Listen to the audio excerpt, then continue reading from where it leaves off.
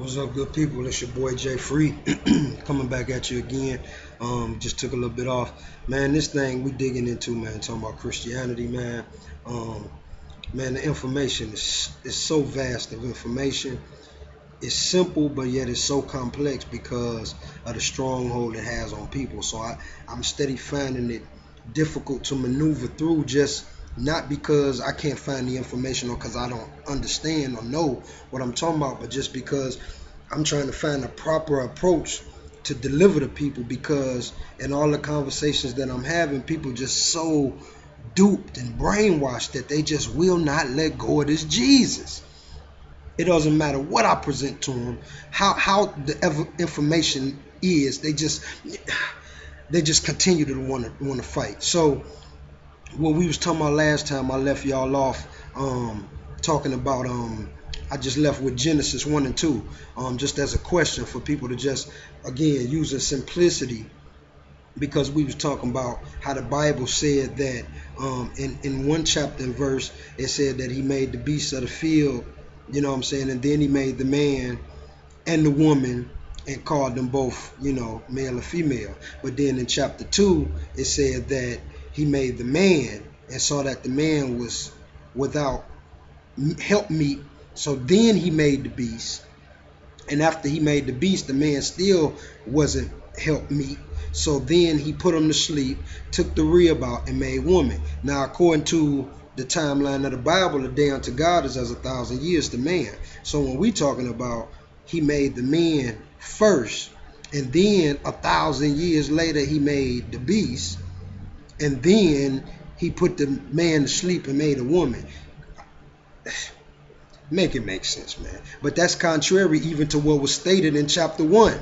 Because chapter 1 was reversed and said that he made the beast of the field first. Then he made the man at the end and brought the beast to the man. And come on, man. Just make it make sense, man. Like I say, it's simple. And there's so much more information, but people still want to hold on. Go do the research and look it up for yourself. And you have to understand the significance, because we talking about creation. I can go into talking about a lot of other things and contradiction in the Bible, but we talking about creation. Again, we talking about God. Does God contradict himself? No. But in the book of Genesis, the Bible reads that God repented because he had made man. He regretted that he had made man because their thoughts were evil continually. Do the research. I know what it say. You go look in the Bible, the book of Genesis, around chapter 6, 4, 5. But he said he repented that he made man. Now, tell me why God would regret doing something, since he's the all-knowing. You understand what I'm saying? Omnipotent, God that they claim, the way the church teaches this Christianity religion. I mean, why would he be repentant that he made man? Why would he regret it? The Bible also goes on to say in the book of Genesis, again, something to research. It says that after the Noah situation, that God said that because his spirit wouldn't always dwell with man, that their numbers would be shortened to 120 years. Because remember, we had Methuselah and all these cats, 969, 930. So the book of Genesis said that he would shorten man's days to 120 years. But there's numerous accounts in the Bible where it goes on to show people who lived longer than 120 years. I can send you to Genesis 11, and it talks about people. But it's like I say, I'm not.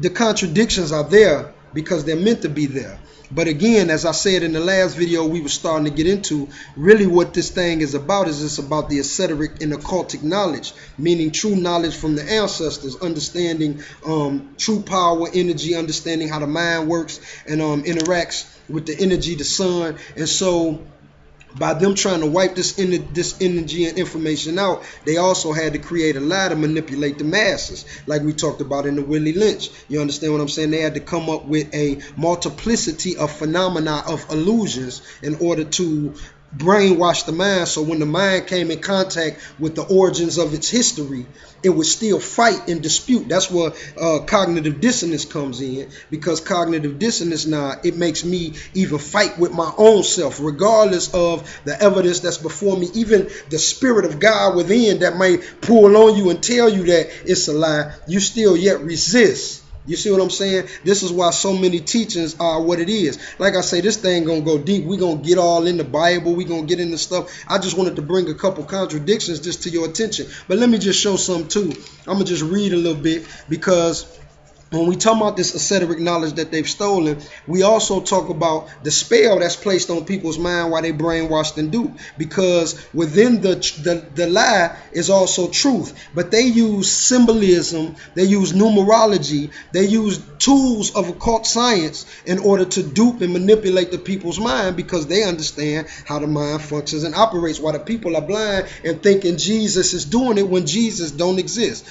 Just some numbers. They talked about the days of Enoch, Methuselah's son, Methuselah being the oldest. But remember, Enoch was the brother who the Bible said walked with God until he was no more. This was Noah's father. But the book said that Enoch, the days of Enoch were 365 years. Do the math, that's a year. Methuselah, 808 years. Lamech, 782 years, 969 years, 595 years. I'm trying to not dig into that part. It's so much to get into, but what I'm showing is, I remember being a Bible student. Remember, I'm a licensed and ordained minister, so I don't come from nowhere when I'm breaking this stuff down, talking about it. I've studied theology. But I remember going through Bible training, and I can remember, because, I have read the Bible through several times, and boy, I can remember getting to the parts where they read all the numbers, the numerologies, and he begat and he begat and he lived. And I can remember as ministers, we used to be like, man, what is the point of this? This is irrelevant. Like, yes, sir. But when you get into details like the building of the temple, when they talk about, when they lay out the diagram for building the temple and how many particular stones to use and the parameters like the dimensions, and when they use birth dates and different things. I'm just using to show you an example, as I've shown you the contradictions and the lies. Also, this is why they use it though, because now they have secret science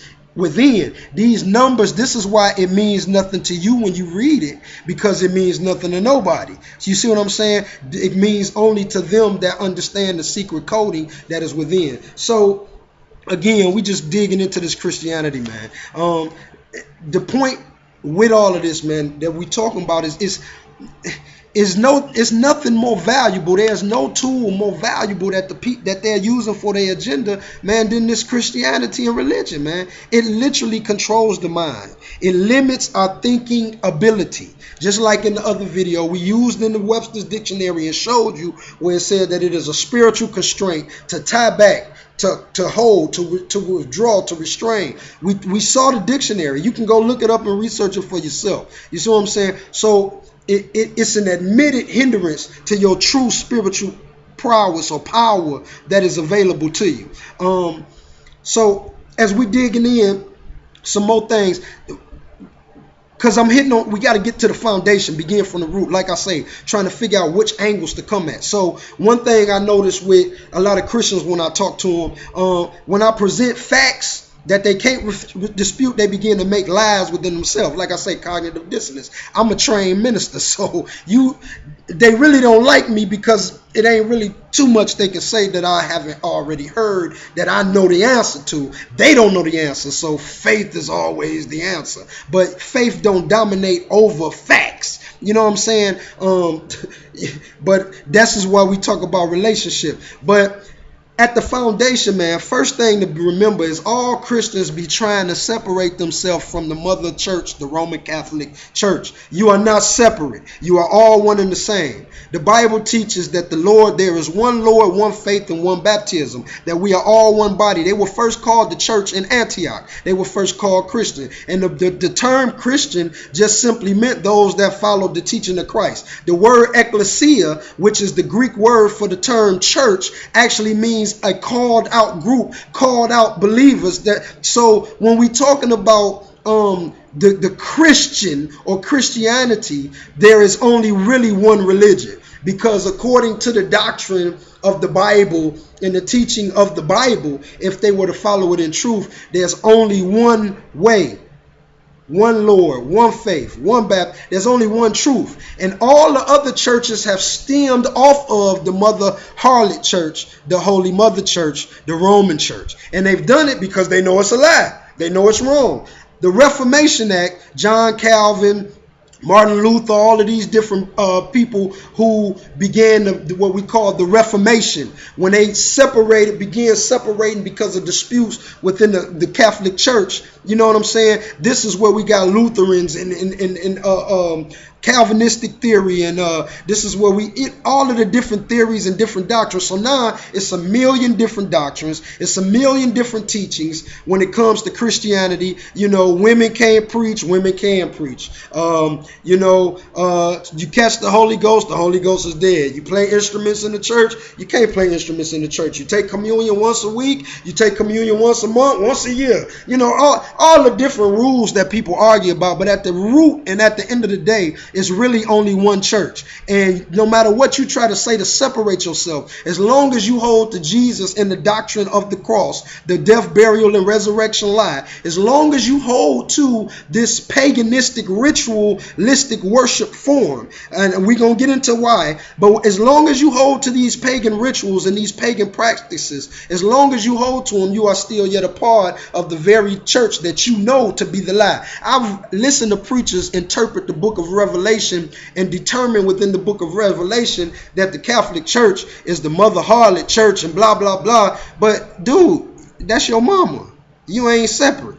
And so at the very beginning, Christians just have to remember one thing from the jump, is y'all all a part of the same body. I don't care what you claim, whether you claim Presbyterian, Methodist, Episcopalian, whether you claim Holy Ghost filled, whether you claim Pentecostal, Church of Christ, Church of God in Christ, AME, the list goes on and on and on. But regardless of what you claim, there's only one Lord, one faith, one baptism. You really are all one in the same body according to the Bible's teaching. I'm not finna go into breaking it down, but y'all know what I'm talking about. The teaching of the Bible, if we were to follow it in sincerity. And again, this is another demonstration of the lie, not just the contradictions, but again, the fruit being bared. Christianity is over 2,000 years old, and the world is more chaotic, more confused, and in more of a damaged position than it was 2,000 years ago. But yet Christianity is the way, the truth, and the life. Come on, man. I mean, the truth, the lie is right in front of you. But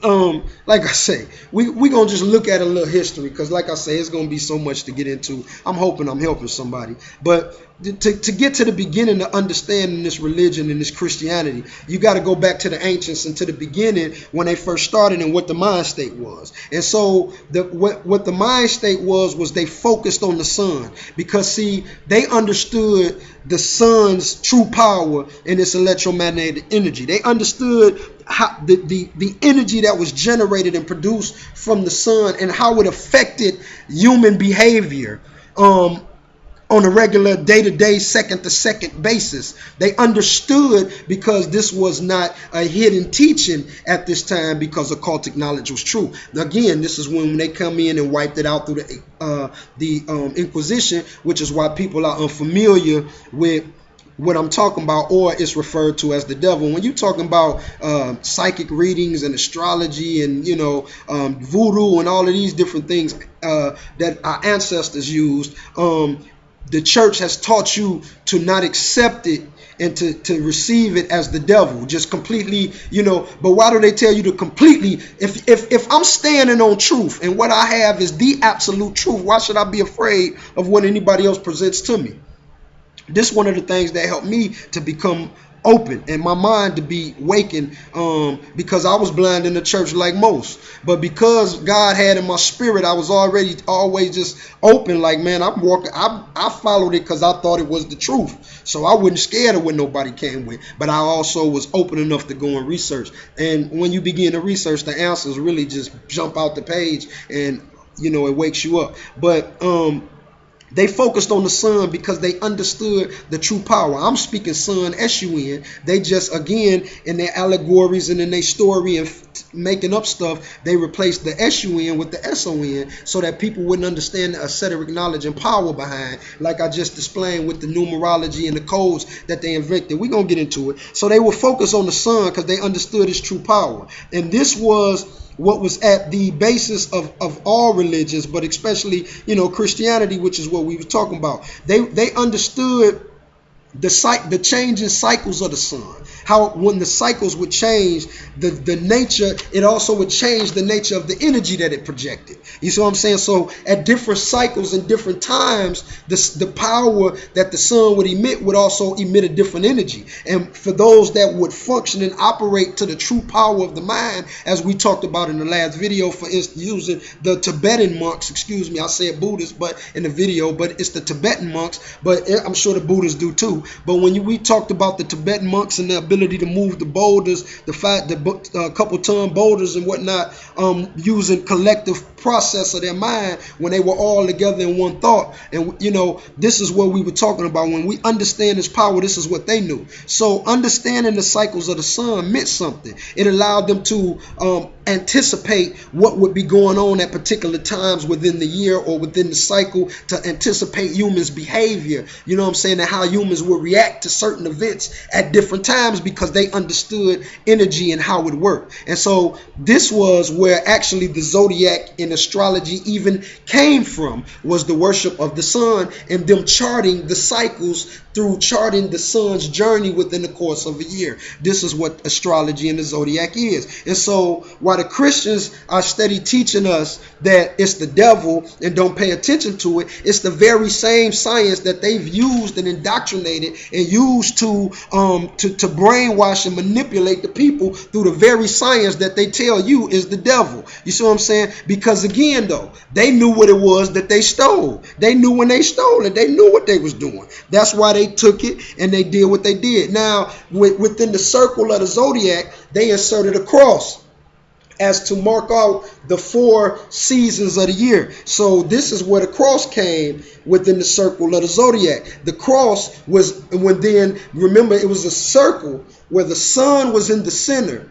and the symbols of the zodiac, the animals, were around the circle charting the course of the year. And the cross will mark each quarter of the year, and the cross with the sun in the middle. Get the symbolism. And so this is where we get the cross. This is where we get the sun. And so a lot of the pre-Christian deities, Vishnu, Krishna, Varishna, Karishna, it's Horus. So many. We're going to get into that later. We're going to break all this down. We're going to get into we're going to get it. I'm trying to go at levels. So the pre-Christian deities were based on this same concept. And all of them was born on December 25th too. Why? Because astrology, symbolism. What you talking about? You lying. You the devil, Bobby. Again, we getting into it and breaking it down. So the winter solstice, which was December 21st to December 22nd. And what the winter solstice was in the northern hemisphere, it was when the sun was at its lowest point of power. And so the ancients at that time used to say that the sun, symbolically the sun had died. You see what I'm saying? So between December 21st and December 22nd, the winter solstice, the sun had died. In other words, it was at its lowest point of power. It was the weakest that it was. It died. The sun died on December 21st to 22nd. But then by December 25th, the sun had begun its symbolic journey back to the summer and to the peak of its power. So the 25th meant like it was the sun was reborn, and now he was rising back again to the peak of his power. And so therefore, the sun died by the 22nd, and on the 25th the sun was born. The correlation, 3 days, we gonna get into it.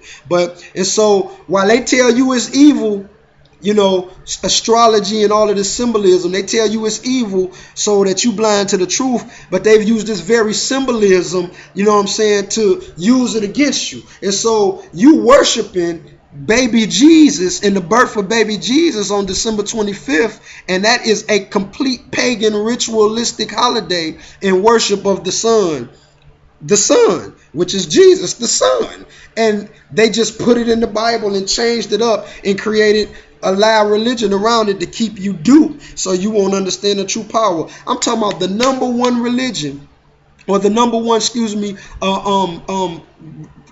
time within the religion is baby Jesus, the birth. There's plays, people, it's so much centered around Christmas. Why you think? Because you celebrating the winter solstice. You are celebrating a pagan holiday and not even paying attention and even thinking about it within yourself. Let me give you an example. Remember, the lie is mixed in with the truth. Now, I'm looking up I didn't have this planned in my mind, so bear with me a second.